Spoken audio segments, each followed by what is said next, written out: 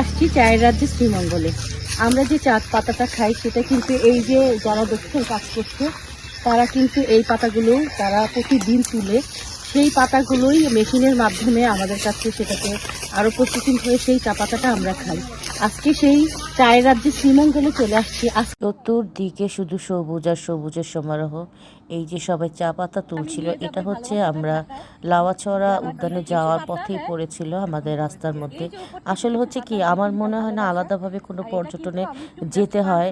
এইখান দিয়ে রাস্তাগুলো দিয়ে গেলে আপনার রাবার বাগান থেকে শুরু করে ওদের প্রত্যেকটি টি স্টল, জেরিন গার্ডেন থেকে শুরু করে লাওয়াছড়া, মাধবপুর লেক, অনেকগুলি কিন্তু আপনার পথেই পড়ে যাবে। তা আমরা চাঁদের গাড়ি নেওয়ার কথা ছিল, কিন্তু আমরা যেহেতু 4 জন আর আমাদের অটো রিক্সাওয়ালা ভাইয়াটা এত ভালো পড়েছে, উনি আমাদেরকে ঘুরিয়ে ঘুরিয়ে সব কিছু দেখাচ্ছিল। তাই এই 4 দিন হয়েছে কি আমরা ওনাকে নিয়ে অনেক অনেক জায়গায় গিয়েছিলাম।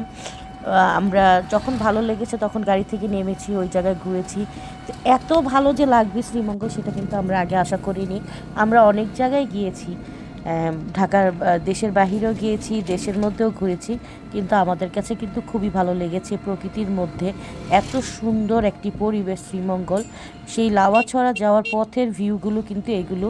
আসলে ঢাকার ব্যস্ততম নগরী থেকে আমাদের সবারই উচিত মাঝে মধ্যে এই প্রকৃতির মাঝে নিজেকে নিয়ে যাওয়া, একদম সতেজ হাওয়া, শরীর, মন মানসিকতা সব কিছুই কিন্তু ভালো হয়ে যায়। দেখেন ওদের রাস্তাগুলো এত সুন্দর, এত